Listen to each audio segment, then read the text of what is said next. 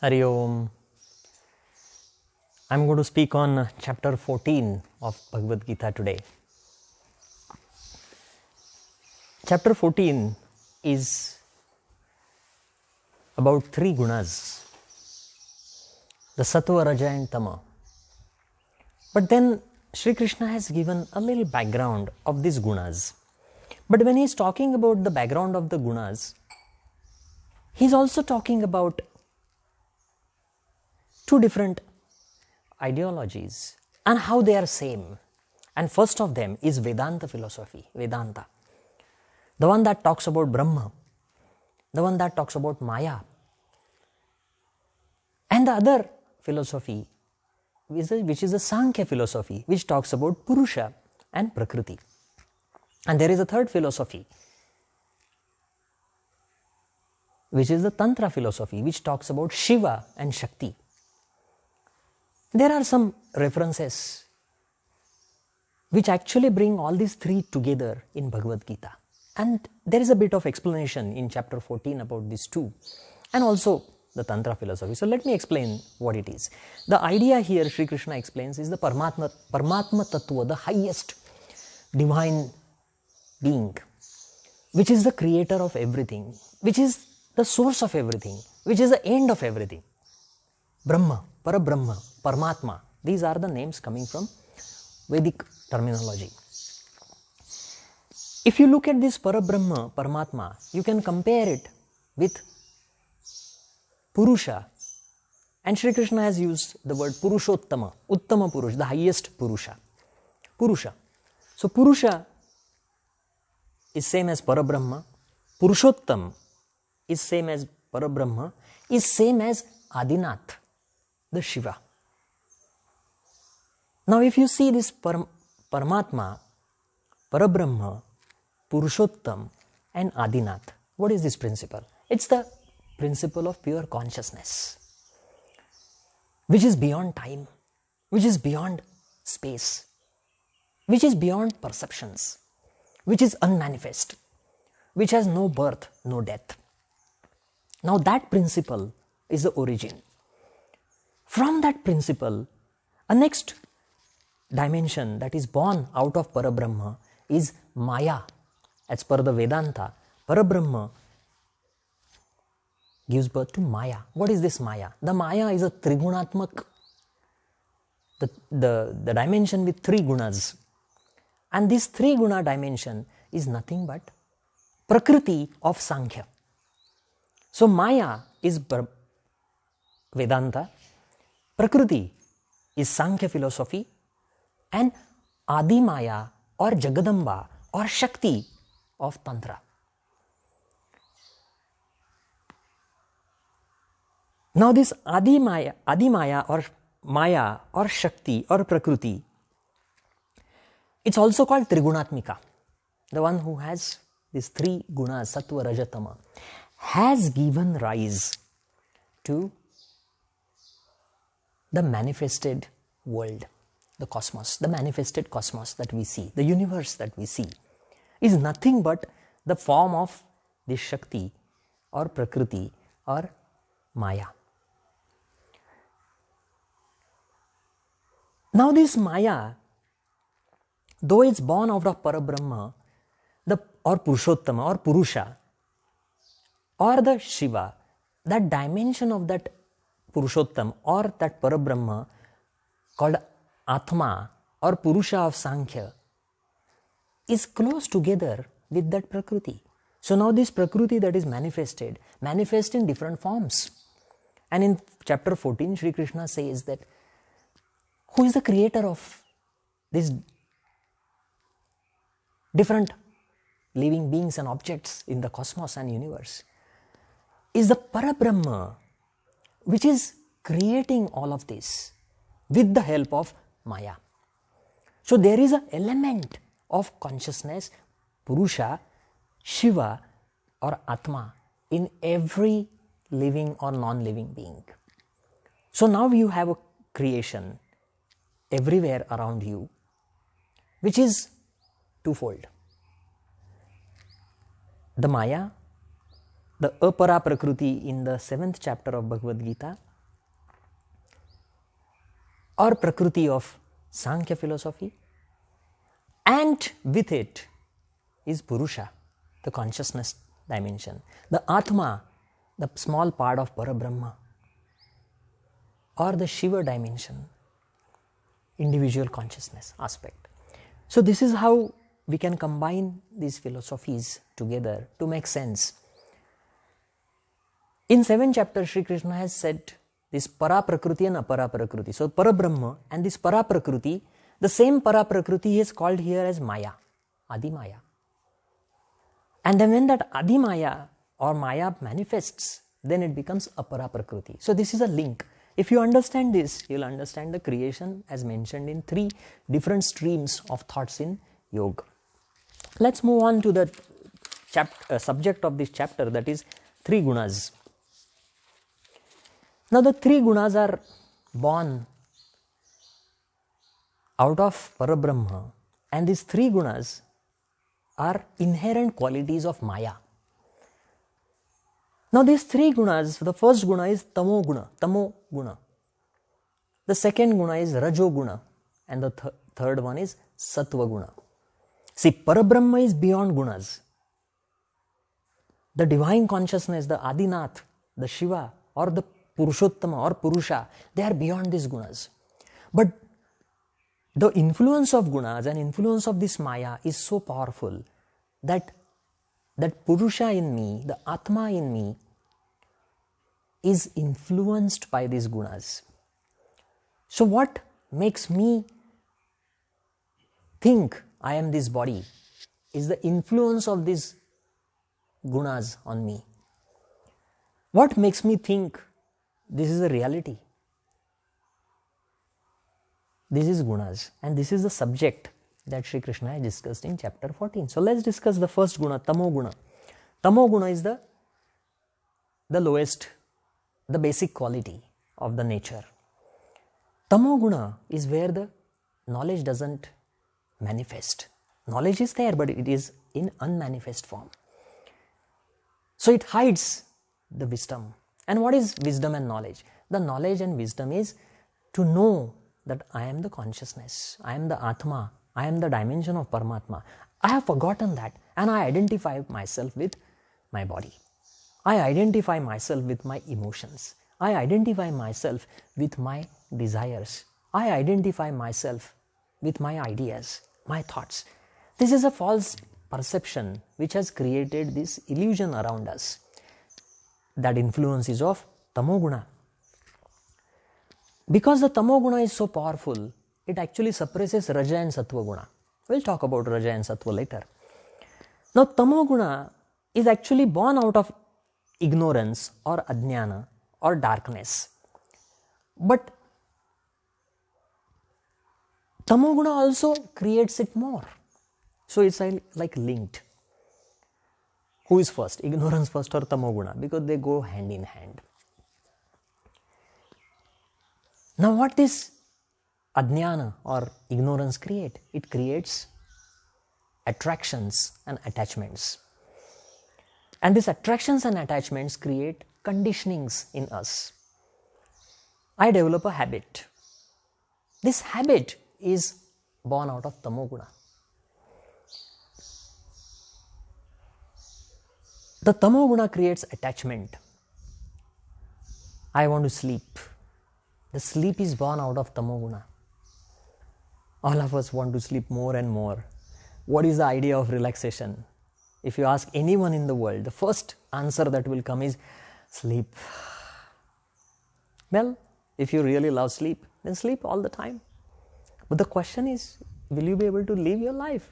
Will you be able to enjoy your life? No. Out of 24 hours, if I sleep 12 hours a day, it means half of the day I am sleeping. It means if I live 80 years, 40 years, I'll be sleeping. Fantastic. This is Tamoguna. It brings laziness. That laziness, sleep, they are our biggest problems. This laziness hurts us everywhere in our day-to-day life. Oh, let me start disciplined schedule from tomorrow. I want to start practicing yoga. Yeah, I will do it tomorrow. The tomorrow never comes. It's a big problem. I want to change my habits, I'm eating this too much. I need to stop. Well, I've been practicing this restraint for last few years, but I have failed. Very intelligent people, successful people who have diabetes. The adult person in the house, the wife is hiding sweets from him. An adult person, he knows sugar is not good for him. He is going for a treatment. He is a successful man. His intellect is there. He loves his family. He loves his life, so he wants to, live longer. But what is the problem? Why someone else has to hide the sweet from him? It's the tamo guna that makes us slave of the habits, and we really don't want to come out of these habits. This tamo guna creates these strong conditionings which are very hard to break. Smoking habit. Person knows intelligence is there. Oh, it's not good. So many researches are there, so many studies have shown. I have heard it, I have seen my friends suffering, but I don't want to change. That resistance, reluctance to change comes from tamoguna, and it brings mudhata. Mudha is a stupid behavior. Pramada, arrogant behavior. I know it's not good, but I will do it.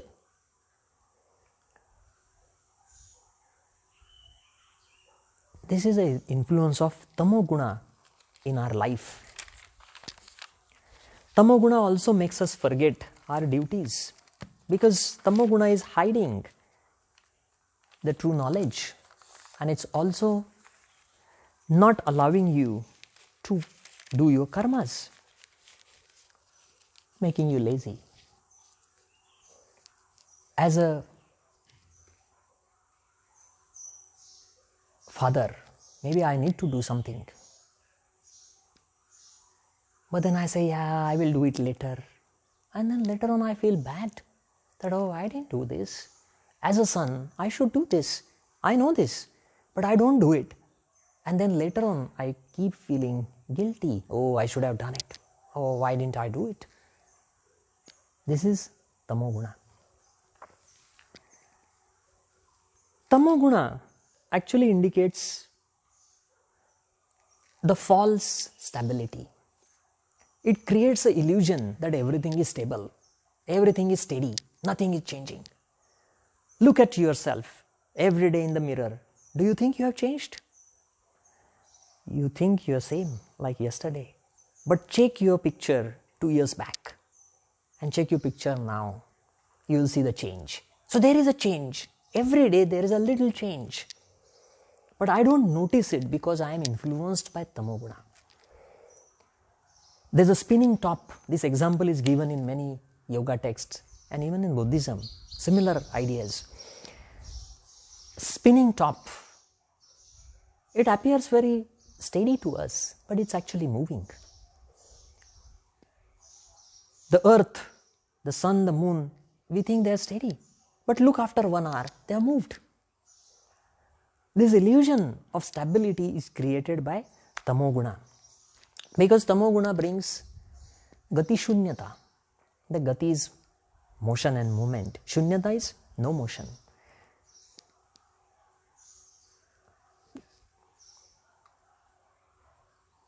All the solid objects that you see around, soil, rocks, say iron piece, or say this wood, they all look steady.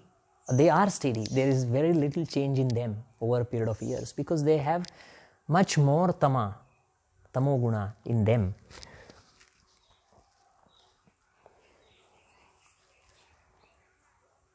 But tamoguna is necessary also. Because if tamoguna is not there, you will not be able to see the shape. The shape, though it's illusion, it's caused by tamoguna. So we do need these conditionings. Some of our habits, like you get up in the morning, you clean your teeth, go and have your shower. You don't really think about it because it had just become a habit to you. That is again a tamoguna. So tamoguna is necessary to some extent. I'm not saying that tamoguna is completely bad. But then tamoguna's influence, if it increases in our day-to-day life, it's going to influence our wisdom, it's going to influence our karmas. Jnana karma is completely influenced. It's going to make us lazy, it's going to make us not break the habits, it's going to make us get involved in self-destructive behaviors. The addictions, they come from tamoguna. Inability to come out of the addictions come out of tamoguna. If you see tamoguna's dimension, it actually creates limitation to the size, to the shape, to the idea of change. So tamoguna is a limiting quality. Your body has a shape. If tamoguna is not there, it just go on increasing. You are a child, the body started growing. It is because of tamoguna that you stabilized your height, your growth to some extent. Otherwise, you just keep on growing. There's a limit. So that limit is because of tamoguna. You have teeth. If the teeth start growing, you have a problem. It stops somewhere. The limitation is by tamoguna. So tamoguna, though it is limiting, that limiting aspect is good in many ways.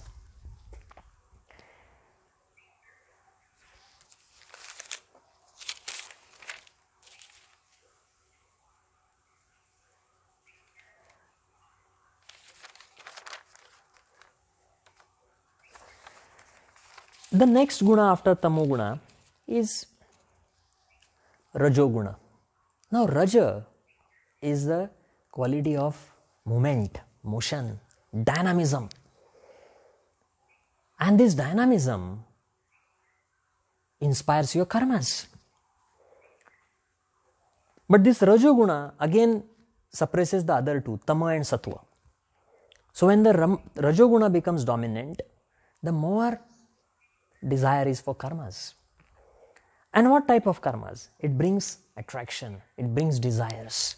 All the desires, sensory desires that we experience in our day-to-day life are born out of rajoguna.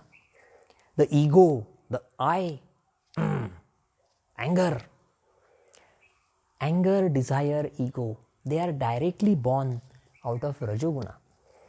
It's a quality of dynamism. It creates attachments, very strong attachments, and thirst, trishna. The word trishna that is used in Buddha's teachings is connected with rajoguna in yoga. It brings instability to your mind, unstable mind, thinking this, that, this thought, that thought gives rise to desire, that desire gives rise to your karma, and then you start acting, oh, I want to do this, I want to do that, I want to do that. Oh, I will go here and I'll go there and I'll do this, I'll learn this. Whatever desires, they are connected with rajoguna. The most powerful aspect of rajoguna is it creates sensory pleasure desires for sensory pleasures and sensory objects. And that keeps us busy all the time. It doesn't let you sit steady. So rajoguna, look around everywhere in the society. Our society is becoming very fast today. In city, we don't have time. We don't even have time to eat. This is crazy thing. Say, oh, I don't have proper time to eat my food. Why are you working? It's rajoguna. I want to make everything beautiful. I want to have more money. What for? For my desires. Rajoguna. I want to become more successful. That's my ego. What? Rajoguna. This type A personality, the superachievers, the millionaires, billionaires, super active people, politicians, I want power, I want money, all of this is born out of Rajoguna. And we all have this sense of achievement somewhere. We want all these desires fulfilled. That is all born out of Rajoguna.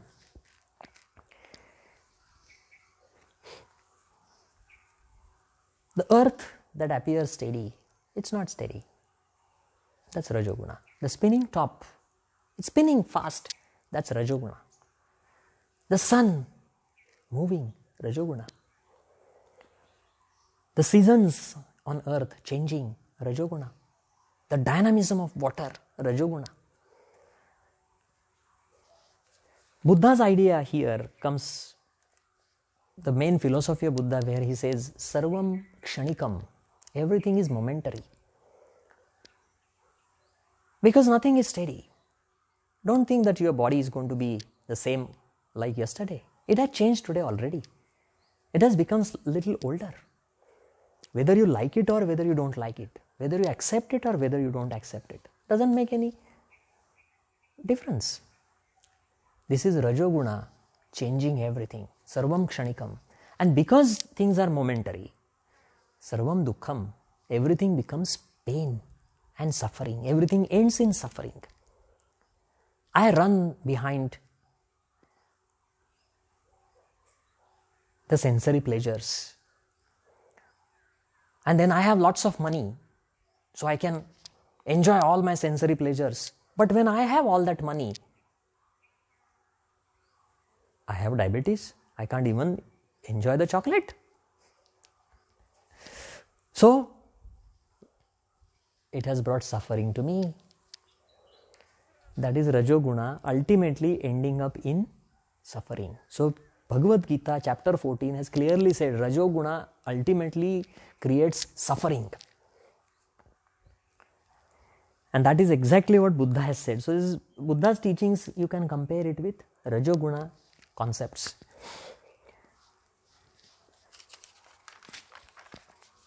The next guna is Sattva Gun, the last one, which is the purest of these three. And it brings wisdom. Sattva Guna is the quality of wisdom. The true wisdom, who am I? The Atmadnyan, the self-realization. But it also brings the positivity in life. Sattva Guna is the quality of peace and happiness. That happiness is a pure happiness, which is not like the happiness of chocolate, which is not the happiness of pleasures, the sensory desires. It's just a pure happiness. When you look around, you look in the sky, and the sky makes you happy. Look at the beautiful river, makes you happy. This positive state is the state of Sattva Guna. Sattva Guna is a quality of purity. The water is very muddy and you can't see anything. That is Tamo Guna, mud, earth, stability, Tamo Guna. When there are movements in that water, that's Rajoguna. You still can't see anything, but you can feel the force. And when that movement is stopped, and when all that mud settles down, you can see clearly through that water. That is Sattva Guna. It's purity, cleanliness, Atma Shuddhi, purity, inner purity. This Sattva Guna results in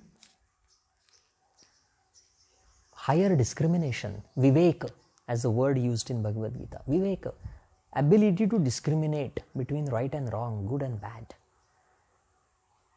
I want to get up in the morning at 5 o'clock. Tamo Guna will stop you from waking up.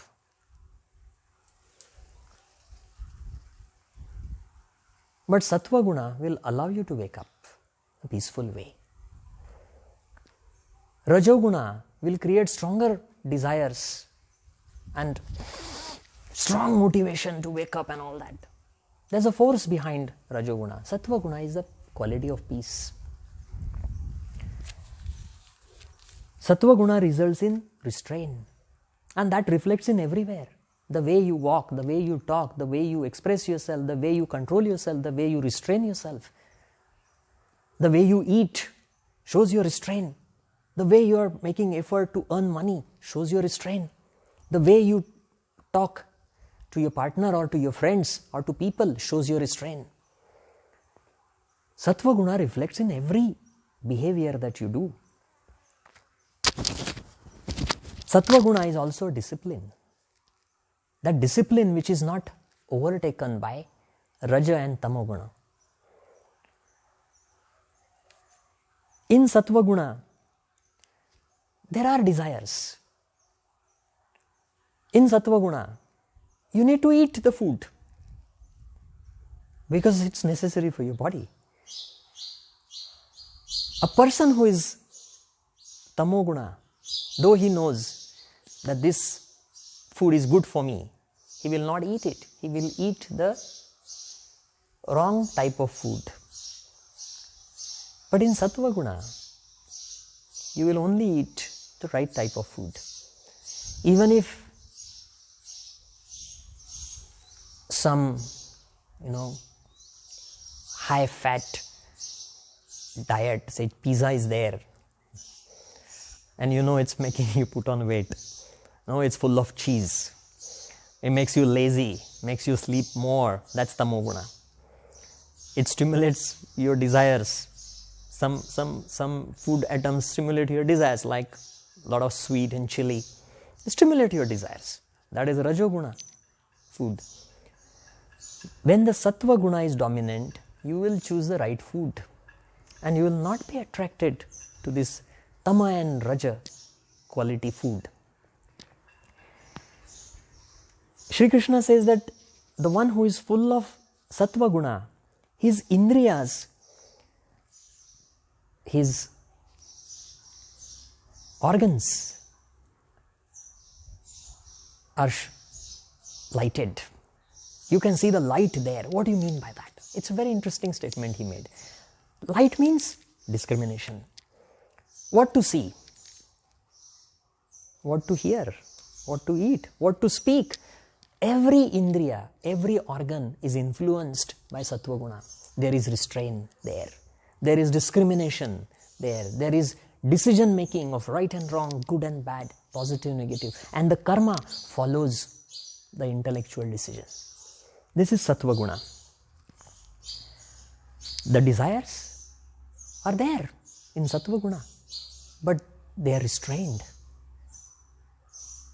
Desire is not bad. Suppression of desire is bad and expression of desire is bad. A restrained, controlled expression, which is necessary to survive, is sattva expression.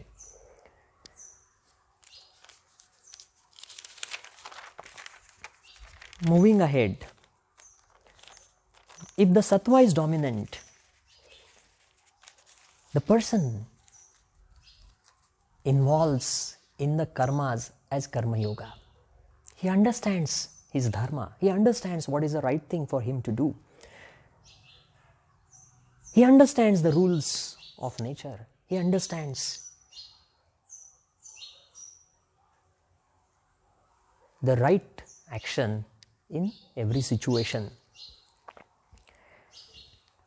Sattva guna allows you to control your anger. Sattva guna allows you to control the ego. Sattva guna allows you to understand things from a very non-attached perspective. And it brings purity to your heart. But still, sattva guna binds you by two things. Once you start displaying these qualities of sattva guna, you fall in love with yourself, and that again creates a sense of ego. If you see some personalities in our day-to-day life who have achieved something good, and people appreciate them, people admire them, and they get attached to that. So they have this big ego. That is, Sri Krishna says that Sattva Guna can create this sense of achievement connected with knowledge and joy, positivity.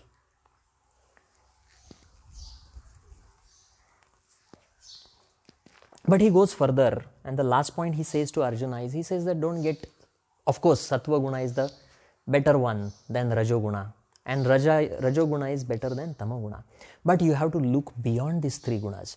If you want to understand the moksha, if you want to achieve the highest state of union or uniting with the Parabrahma, you have to go beyond these three gunas. So Arjuna asks him, what are the signs of a person who has crossed these three gunas? And he says that the person who has gone beyond this, you can easily see the person. Though he lives in a regular life, day-to-day life, though things are there in his life, he still is unaffected by everything. So again, go back to the chapter 12 and the qualities that Sri Krishna has said. He's narrated all those qualities again here. But he's added one very interesting quality. Again, it was there in chapter 12, but probably I didn't explain it there. He said Udasina, Sakshi, the one who is just an observer, just an impartial observer to his own life, to the events that are happening in his life. He is with people, but he is still non-attached. He is doing his karmas, but he is not attached to the fruit of the action. So that absolute Sakshi Bhav or impartial observer state of mind is Gunatit. You talk about mindfulness. This is the highest level of mindfulness that you are talking about in chapter 14. The next sign, he says, is again, he's given it in the previous chapters. The one who is focused all the time on the true nature of the Paramatma. His mind and his intellect is always thinking about it. So whatever you look around, whenever you look around, whatever you see, any object, any person, any event, the understanding is not influenced by your sensory organs and ego, but it is influenced by a bigger picture where you see this Paramatma in everything. So this is about chapter 14. So ultimately, though three gunas are there to influence, Sri Krishna says to Arjuna that you have to go beyond these three. I'm going to stop here. Hari Om.